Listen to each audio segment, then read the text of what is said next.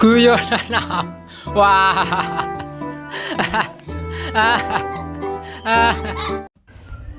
Kisah Abu Nawas kali ini akan mengisahkan tentang pertarungan antara Abu Nawas dan seorang ahli yoga yang bersekongkol dengan seorang pendeta.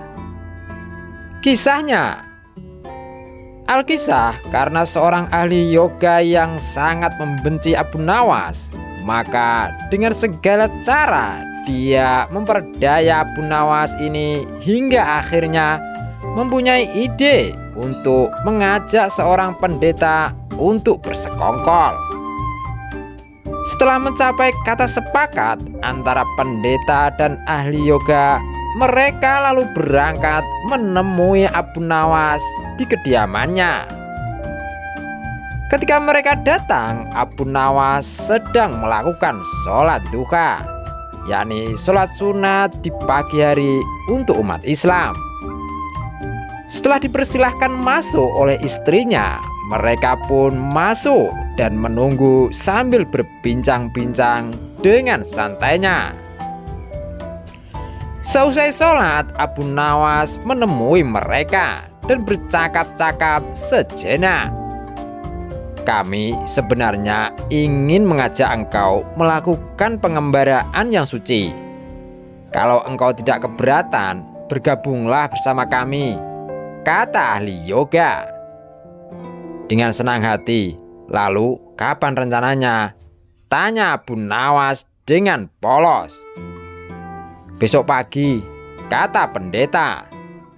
Baiklah kalau begitu, kita bertemu di warung teh besok pagi, kata Abu Nawas menyanggupi. Agama Islam sangat menghormati pemeluk agama lain, karena Rasulullah SAW mengajarkan demikian. Pada hari berikutnya mereka berangkat bersama. Abu Nawas mengenakan jubah seorang sufi. Ahli yoga dan pendeta mengenakan seragam keagamaan mereka masing-masing.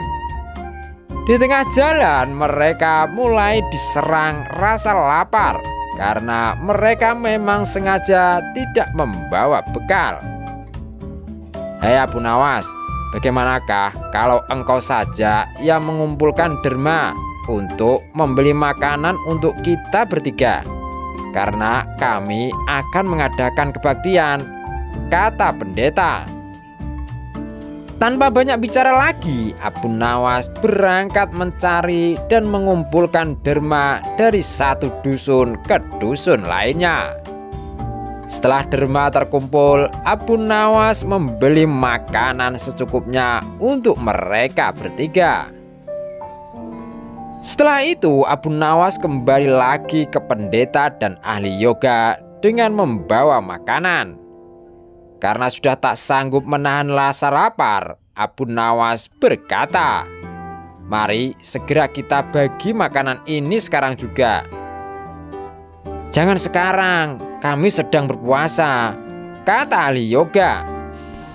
"Tetapi kan aku hanya menginginkan bagianku saja, sedangkan kalian ya terserah pada kalian," kata Abu Nawas. "Aku tidak setuju. Kita harus seirama dalam berbuat apapun," kata pendeta. "Betul, aku pun tidak setuju, karena waktu makanku besok pagi. Besok pagi aku baru akan berbuka," kata ahli yoga. "Hei, bukankah aku yang kalian jadikan alat pencari derma? Dan derma itu sekarang telah aku tukarkan dengan makanan. Sekarang kalian malah tidak mengizinkan aku untuk mengambil bagianku sendiri. Itu kan tidak masuk akal," kata Abu Nawas mulai merasa jengkel. Namun begitu, pendeta dan ahli yoga tetap bersikeras tidak mengizinkan Abu Nawas untuk mengambil bagian yang sudah menjadi haknya. Abu Nawas penasaran. Ia mencoba sekali lagi meyakinkan kawan-kawannya agar mengizinkan ia memakan bagiannya. Tetapi mereka tetap saja menolak. Abu Nawas benar-benar merasa jengkel dan marah. Namun Abu Nawas tidak memperlihatkan sedikit pun kejengkelan dan kemarahannya itu. "Bagaimana kalau kita mengadakan perjanjian?" kata pendeta kepada Abu Nawas. "Perjanjian apa?" tanya Abu Nawas. "Bagaimana kalau kita adakan lomba? Barang siapa di antara kita bermimpi paling indah, maka ia akan mendapatkan bagian yang terbanyak. Yang kedua, lebih sedikit. Dan yang terburuk akan mendapat paling sedikit," kata pendeta menjelaskan. Abu Nawas setuju.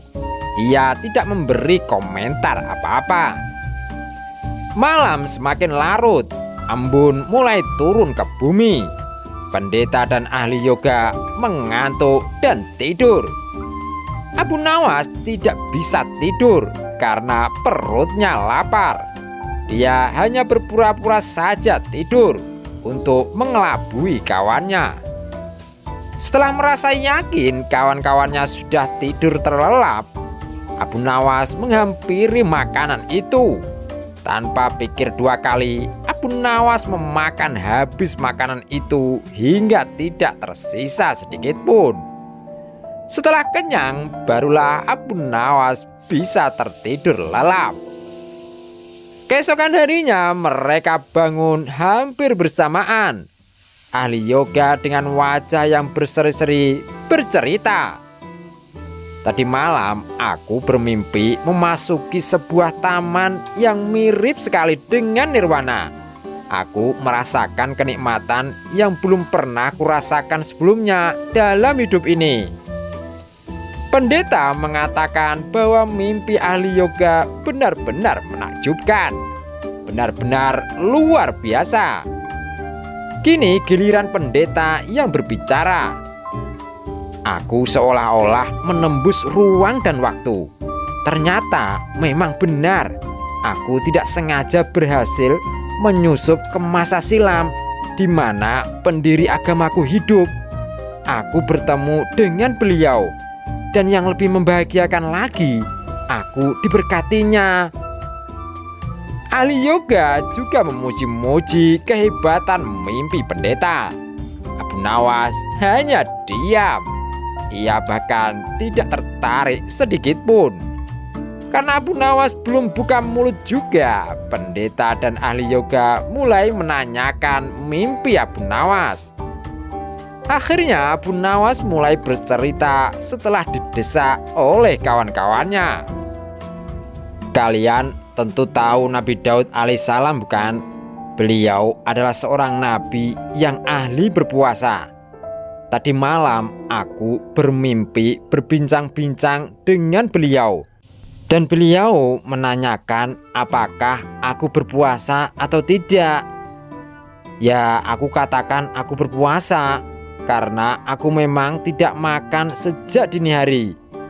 Kemudian beliau menyuruhku agar segera berbuka karena hari sudah malam.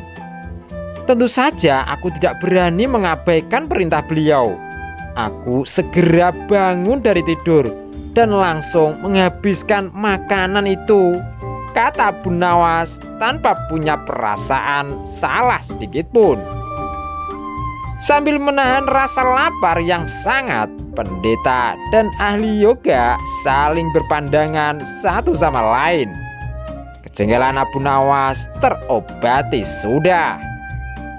Kini mereka berdua sadar bahwa mempermainkan Abu Nawas sama halnya dengan menyusahkan diri mereka sendiri. Tamat. Jangan lupa ya guys, untuk like, share, dan subscribe. Semoga bermanfaat. Amin.